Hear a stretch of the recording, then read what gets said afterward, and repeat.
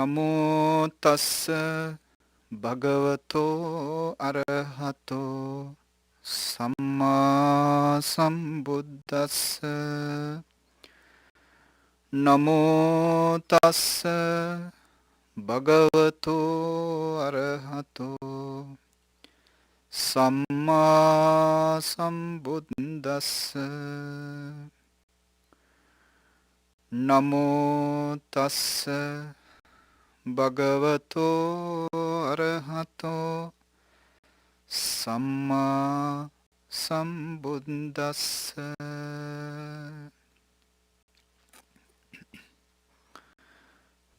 Friends and children in the Dhamma, welcome for our Sunday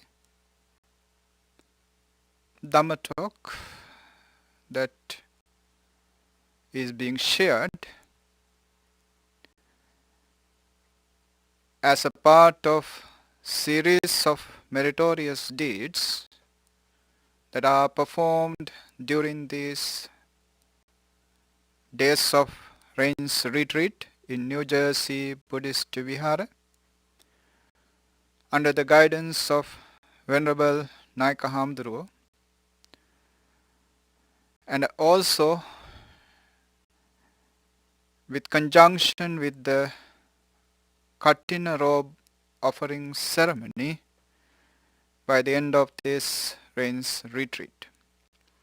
Today this Dhamma Talk is being sponsored by Doctors Heath and Rushani Saltzman and Mrs. Ranjani Veerasurya in memory of beloved Dr. Raghu Veerasurya and their departed parents and relatives. They also wish to convey these merits to Miss Marian Schussman, and special blessings offered to Maya and Nora Saltzman, as well as the Dhamma School students and their parents.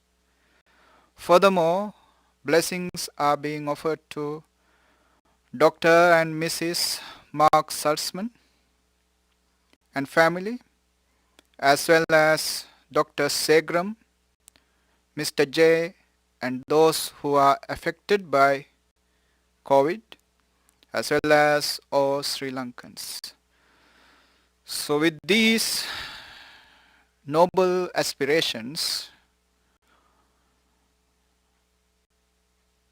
they are sponsoring this Dhamma Talk. So let's share the teachings of Buddha to fulfill their aspirations, to generate meritorious, wholesome energy within us. And then later, by the end of this talk, let's share that positive, wholesome energy with those departed ones and the beloved ones who are currently among us. Today, I thought of talking on gratitude. Lord Buddha, when he was enlightened under the tree, those days called Aswatha, today we call that tree the Bodhi. Under this Bodhi tree, he got enlightened. After his enlightenment, it says that he spent 7 weeks under and the vicinity of the Bodhi tree. The second week he spent after his enlightenment standing little bit away from the Bodhi tree and staring at the Bodhi tree without blinking. This is an offering he made towards the Bodhi tree in gratitude for helping him to be enlightened. The tree didn't do anything virtually. Yet Lord Buddha considered for giving him shade and protection from the rains, from the sun. The tree gave him a great service. That service should be honored. That service should be something to thank, something to be grateful, something to remember. Therefore, as a gratitude towards that tree who gave him the shade, Lord Buddha stood without moving 7 days in front of that Bodhi tree, staring at it without blinking. He could do that because he had such a strong concentration. The bodily movements could be controlled with that concentration. This special offering in Pali we call Animisa Lochana Puja. So, in the very beginning of his ministry, the Buddha showed or taught a great lesson to the world without using a single word. That lesson is to be grateful and to show gratitude.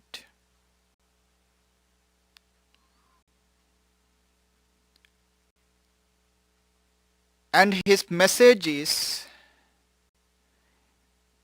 do remember, even a small help given to you by somebody else, do not forget. If somebody is to be called a great person, a noble person, a beautiful human being, the foremost quality that he has to be called a great, noble, beautiful human being is the gratitude that he remembers the helps given by others. Unfortunately, the world is moving to the opposite direction. People always take helps for granted. People always tend to forget the service given by others. If a person to give service to you, that person is somebody to be honored, respected, venerated. That is not just the Buddha's teaching. Almost all the religious leaders in the world taught this to their followers so that they can cultivate this quality within them, to be grateful, to be gratitude, to show gratitude. It is universal. It is a human quality, not just a religious quality. And Buddha said, there are two persons in the world who deserve most of your gratitude. These two individuals have or contain such noble qualities, virtues, and they generously help you, show you that these four qualities to you, these four virtues to you. What are these virtues? Before we go for the two persons, let's go. Let's look at the virtues that these two persons contain. First quality is unconditional love. Unconditional love. Why do we have to use adjective, an adjective for love? Unconditional. Love is love.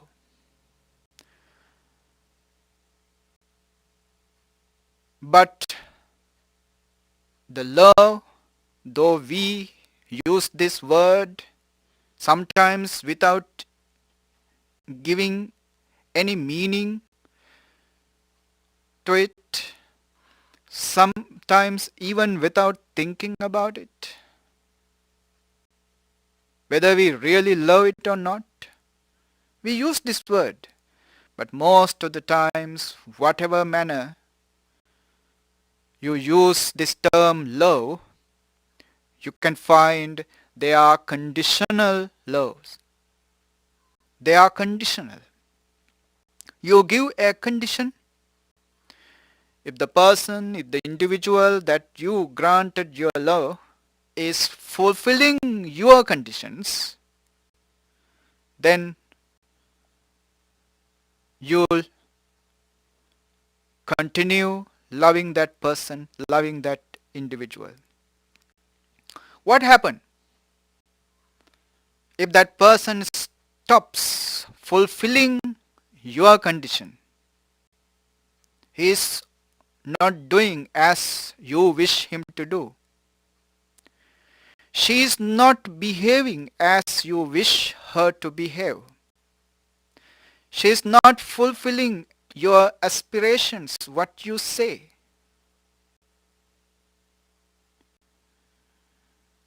That person is breaking your heart, doesn't fulfill your wish, going on the wrong side, not functioning according to your advice. Instead of love, you will generate hatred towards that person. The opposite of love will be there. What would happen if that person quarrels with you? Can you love that person anymore? Quarreling person, fighting person, a person full of malice, jealousy, hatred. Can you love that person continuously? If that person has become a murderer, can you love him anymore? So the love we talk about is always a conditional love. You behave like this. Even a puppy, even a dog. You love that puppy if it behaves as you wish, as you say, as you aspire. But what happens if the puppy start behaving in the wrong way? Can you love that puppy anymore? You will look for another puppy. The love we talk about is always conditioned love. Conditioned. Actually, it is not really love. It is called selfishness. It is called mine. It is called fulfilling your ego.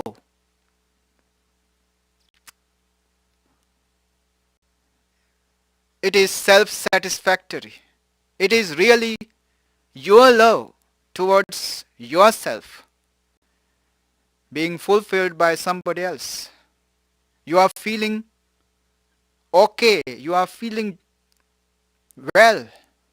You feel good when that person is doing as you wish, you feel good, you feel happy.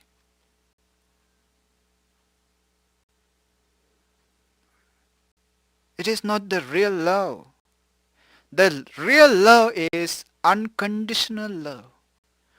No matter what that person is doing, whether according to my wish or not,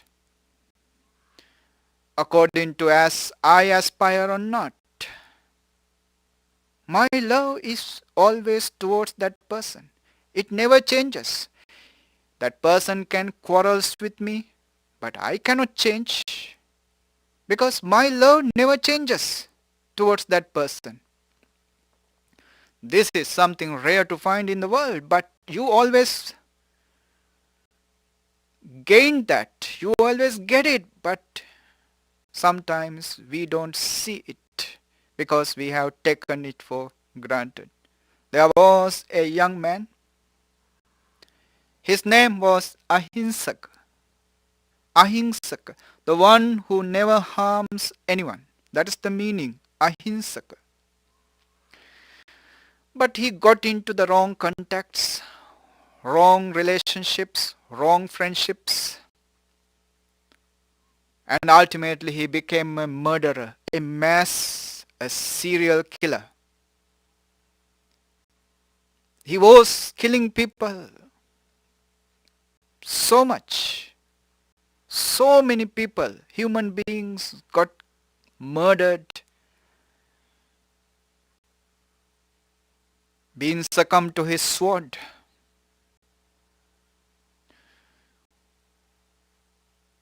Everybody in the world hated him at that time. Nobody thought that he is a good man. Everybody thought he is a demon, he is a devil. He should be hanged. He should be killed. He is not worthy of living anymore. My father is not there because of him. My family got destroyed because of him. He should be killed. Nobody liked him. But there was two persons. There were two persons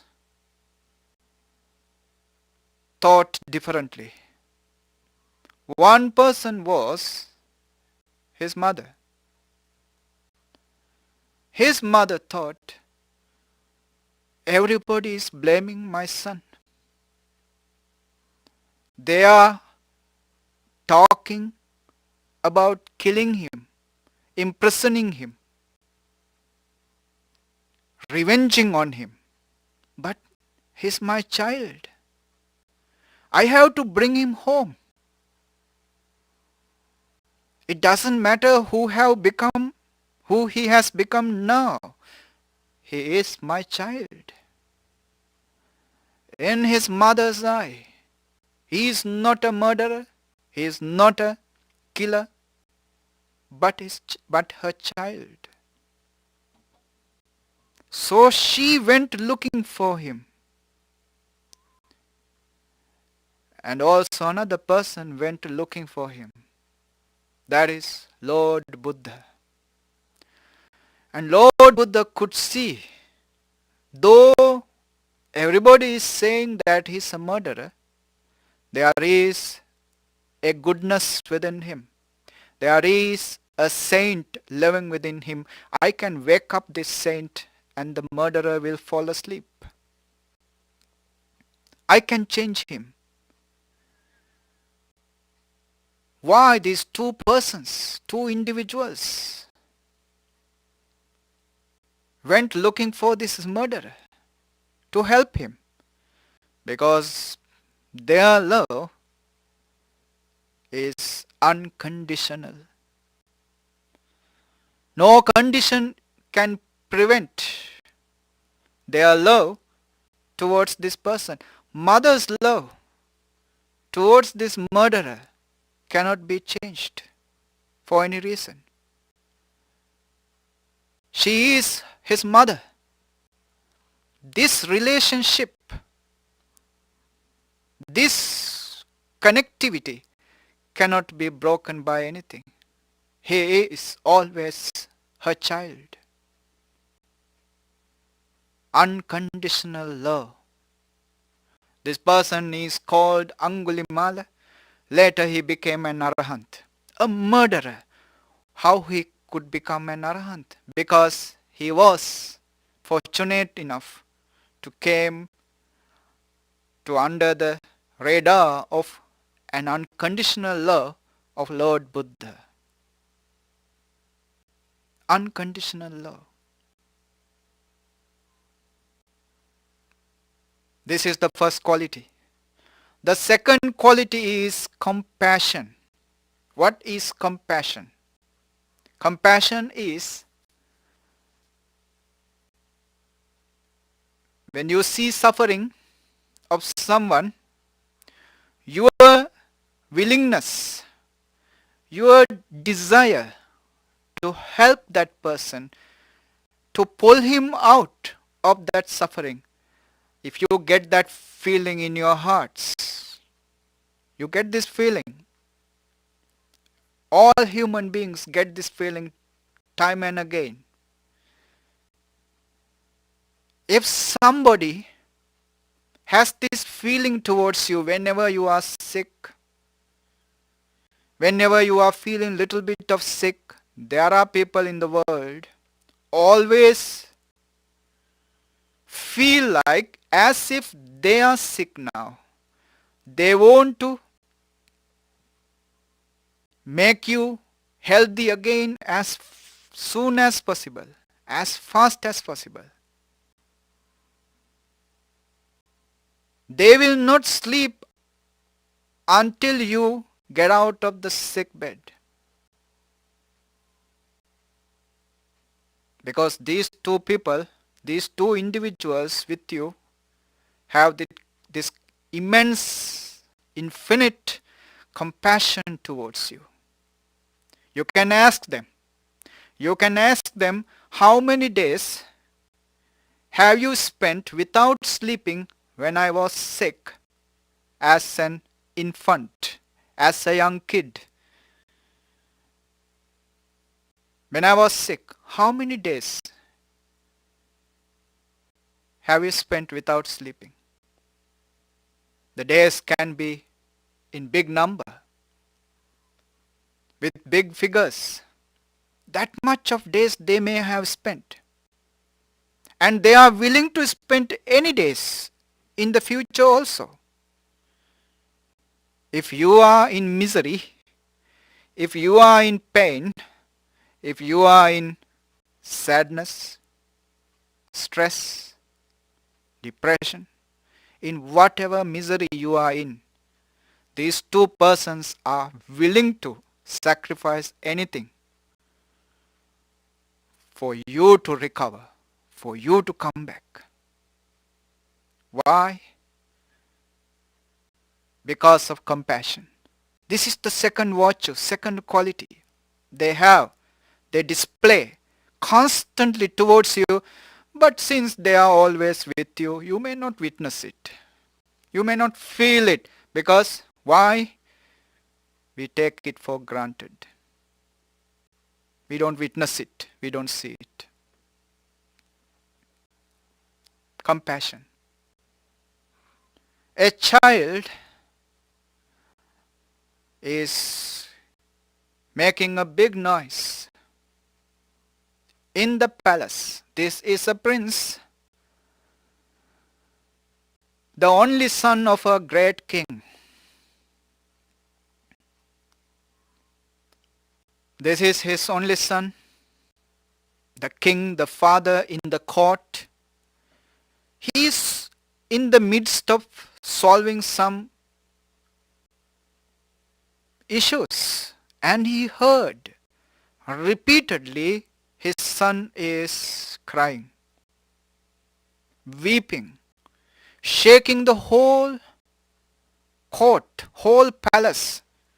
This child is crying. And the father, when he found that nobody can stop this my son's crying, he asked the wet nurses to bring the son to him, and this son had a problem. In one of his fingers there was a bubble. It has become big, and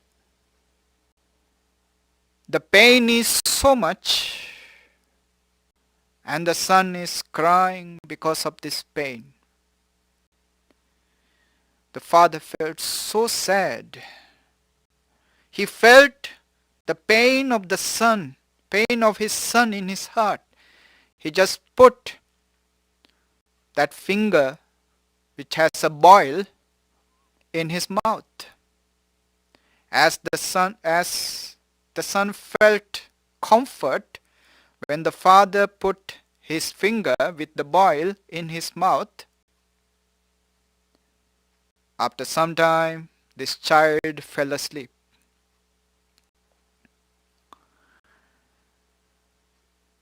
When the king saw the child is sleeping now, he felt so happy. Now my son is without pain. And after some time he felt that the bubble in his mouth, that the bubble of his son's finger burst in his mouth.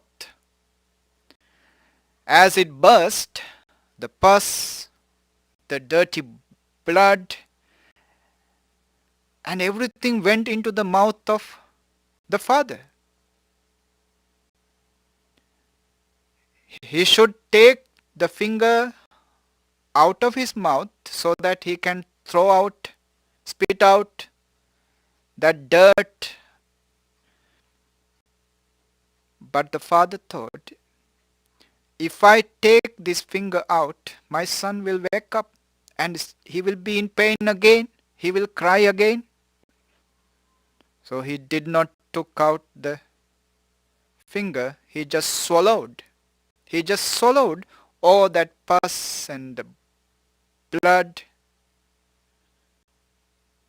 This is compassion. This is compassion. Immense compassion towards the children when they are in pain, when they are in misery. They will sacrifice anything. They will sacrifice anything to save their children. Compassion. This is the second quality. The third one is altruistic joy. Altruistic joy, if you can remember, but in Pali it is called mudita. Altruistic joy. That is to be happy, to be joyful when you are being successful. When you are successful, they are happy.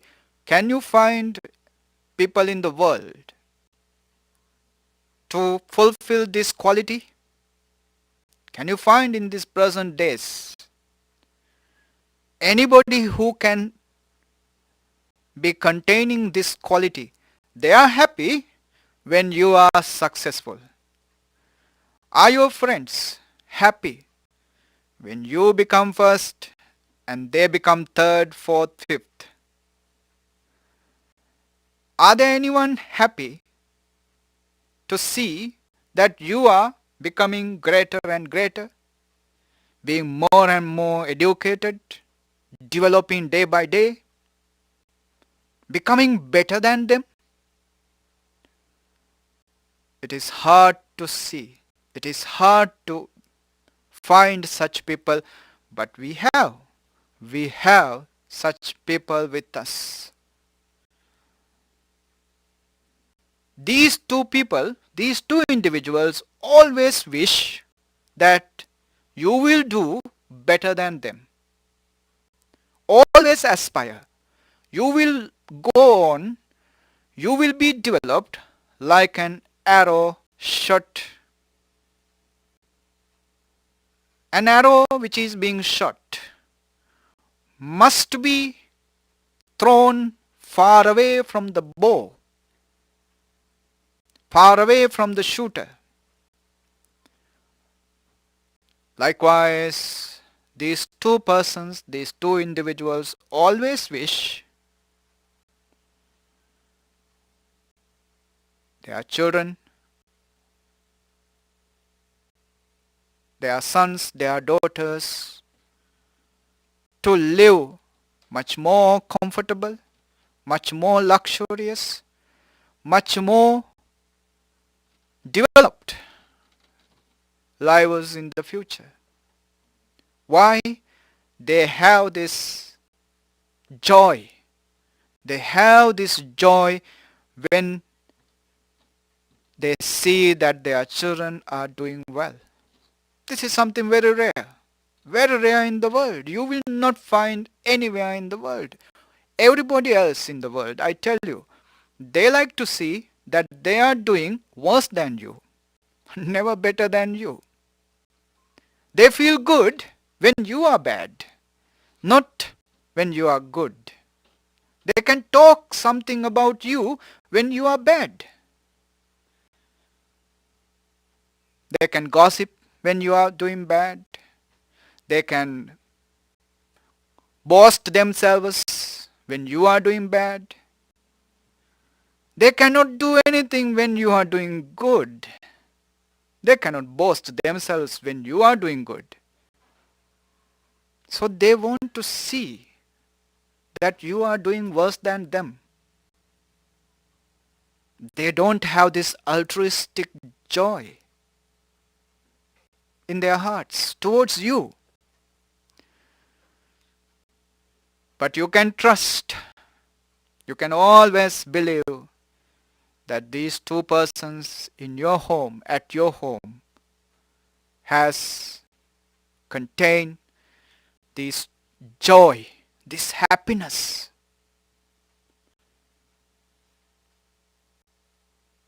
When you are doing very well, when you are developing, when you are becoming better and better every day. If they scold you only for one thing, that you are not doing well. That is the only reason. If you are doing well, that is their greatest joy. If you are doing bad, that is their greatest regret, greatest unhappiness, greatest sadness. Altruistic joy. It is altruistic joy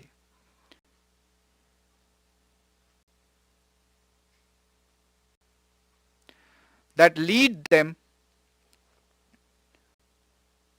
to see, to be joyful with your success. That is the third quality. The fourth one is equanimity. Equanimity. You will come to a certain stage that you will value somebody outside or some people outside better than them, better than the people at home. And you will even forget those people at home. At that time, they won't hate you. They won't come after you and disturb you, troubles you. They will wish you well. And they will justify your ignoring them. They will justify your not caring about them, your carelessness towards them. They will justify because they have the equanimity, upekha. Sometimes children become worse. They start attacking the parents. Because they usually see what I didn't get from my parents, not what I got. This is the nature of our mind. We forget what we get. We remember what we didn't get. We take for granted what we got. We have given the best that our parents could give to us. The best. Not that they were any kind of holding back or being miserly, being selfish when they wanted to give us. They have given us best. But being human beings, our parents have weaknesses. They are human beings. When we are getting older and older, we start seeing the weaknesses of our parents. We start seeing their wrong side, weak side, and we sometimes tend to look down upon them.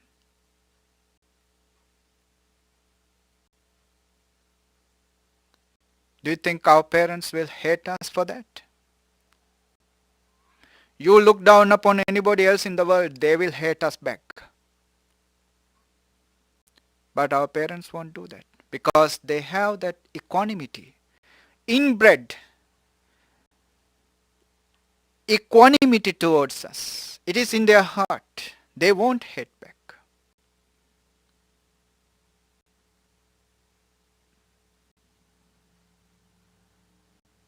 These are the four qualities. Metta, Karuna, Mudita, Upekha, they are in Pali. In English, unconditional love, compassion, altruistic joy, and equanimity. Our parents, mothers, fathers,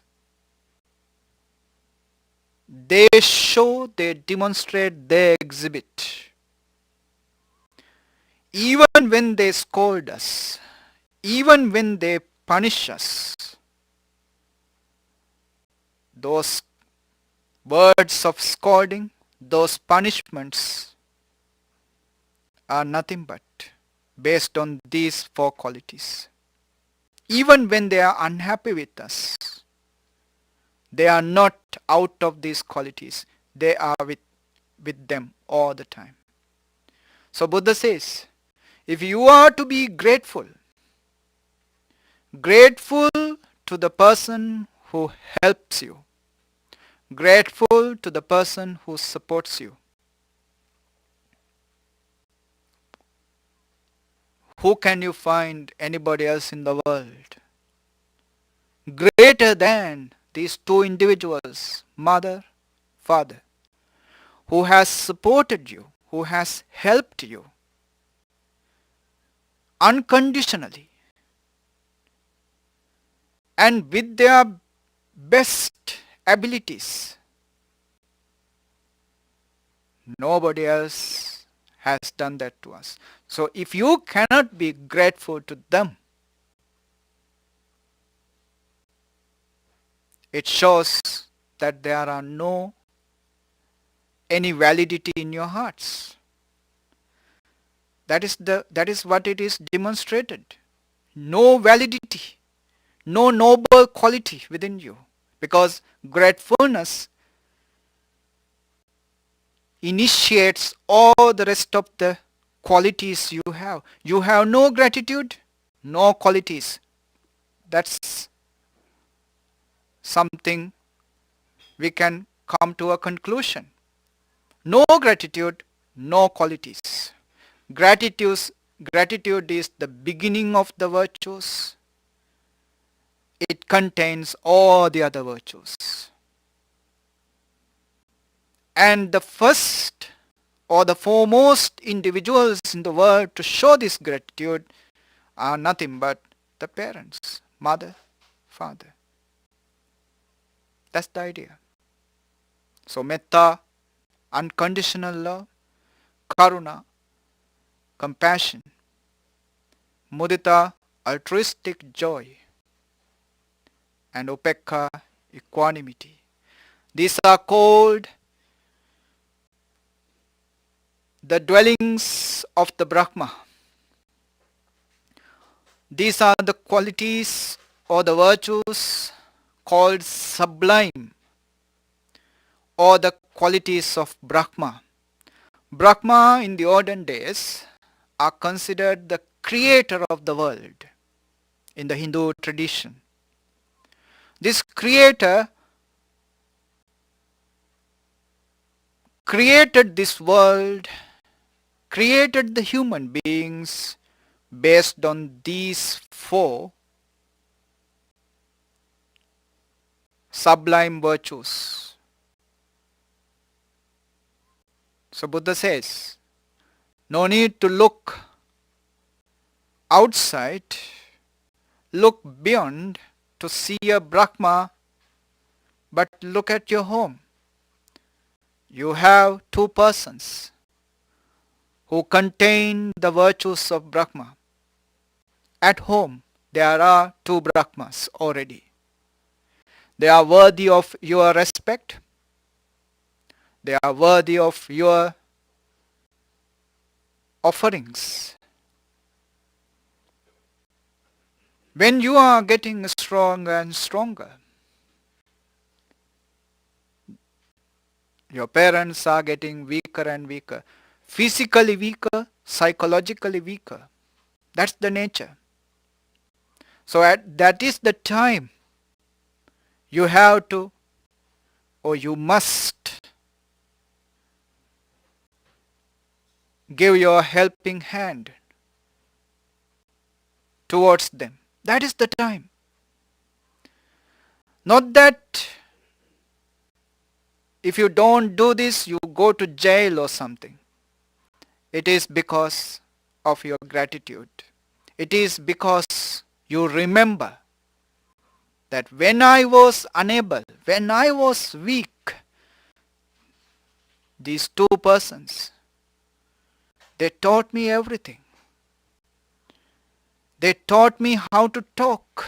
They taught me how to walk. They taught me how to live, good and the bad. They gave me roots to live this world strongly. They gave me everything they could give me. This is my time. This is my opportunity to return the favor. Help them back. As I said before, don't look for weaknesses and look down upon them. Who doesn't have weaknesses? They are not perfect. They have their own fair share of weaknesses. They are human beings. Look over them, ignore them, and look for those beautiful virtues that they showed you, showered upon you, to become who you are today. This is not just for Buddhist. This is not just for any other religionist. This is for human. This is a human virtue, human quality. Only animals will not do this. This is for human. So become a great human being by becoming is when he was becoming a strong and powerful elephant. His mother was getting old and moreover she was blind. And the son was taking care of the mother. This elephant was so powerful, so majestic looking. And the king wanted to take this elephant to his palace to use as the elephant, the main chief elephant of the palace. So the king brought this elephant to his palace and wanted to train him, and he provided the best of the food for this elephant. But the bodhisattva, the elephant at that time, he stopped eating or drinking at all. No matter how much he was persuaded, he stopped eating or drinking. And after some time, the king gave up the idea. The king thought this elephant must be having some difficulties, having some issues that he couldn't solve in the forest. So he let the elephant go and secretly followed him. This young elephant directly went to an old she elephant who is hungry and start feeding her first before he eats. It was his utmost duty. He could have lived a comfortable life in the palace as the elephant of the king with all the facilities. But yet he always remembered his mom, his mother, in the forest, blind and helpless. He is the one to take care of his mother. He couldn't let his mother suffer in the forest. Even as an elephant, being born as an elephant,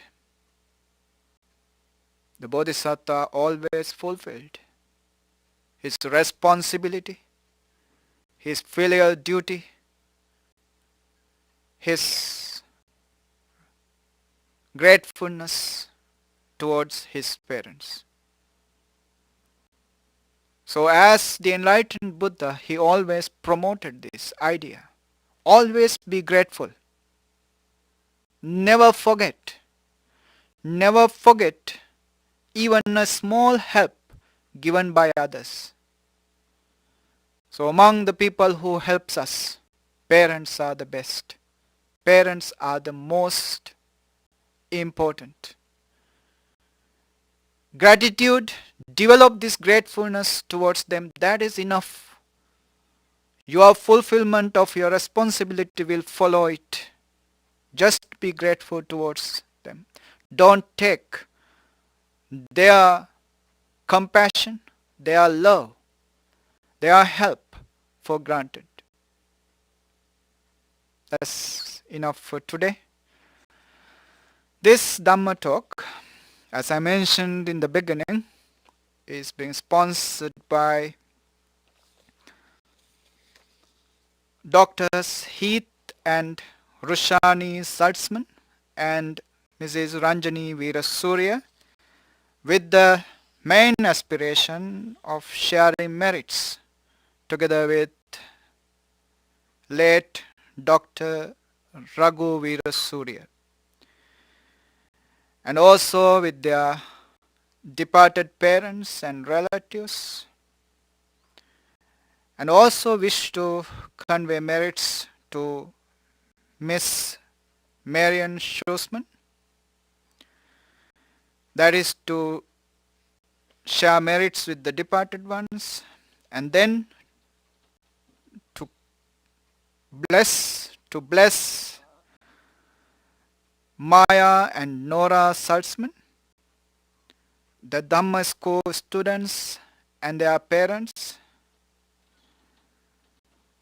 to Dr. and Mrs. Mark Saltzman and family, Dr. Segram, Mr. J, and those who are affected by COVID-19, and also all the Sri Lankans. These are their aspirations.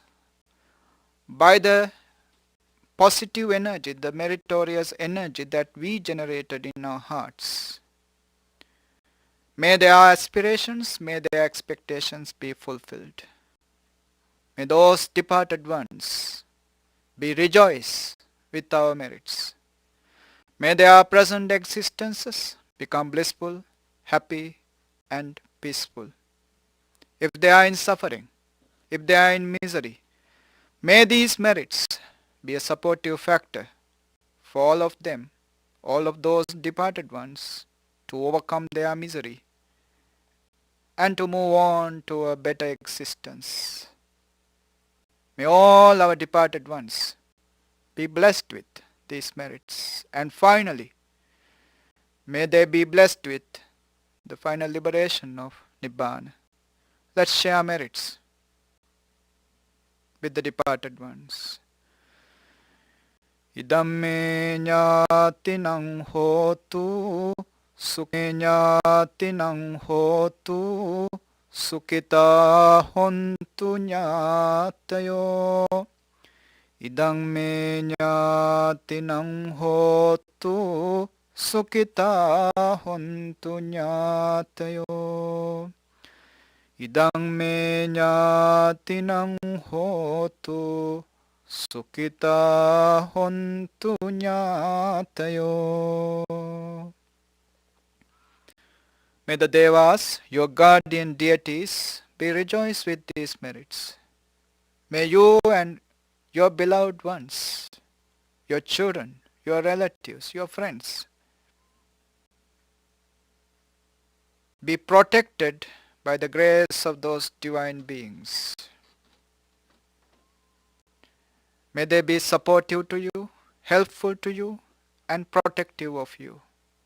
May divine beings, may all the divine beings be rejoiced with these merits.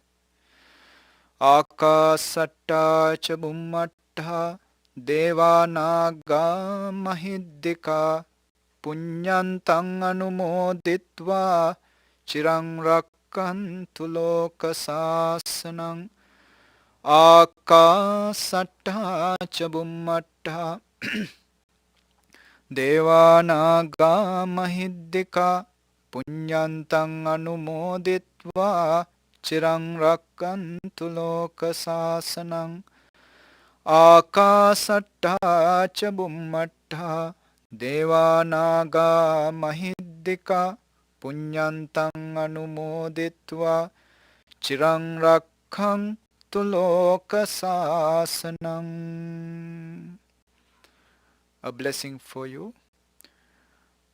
Dukkharoga bhayavera soka sabbe upaddava anekantaraya pi vinassantu cha tejasa jaya siddhi dhanang labhang sotti bhagyan sukham balang siriyayu cha vanno cha bhogang buddhi cha yasava satavassa cha ayu cha jiva siddhi bhavantu te ayurarogya sampatti sagga sampatti mevacha ato nibbana sampatti iminate samijjatu. Sadhu, sadhu, sadhu.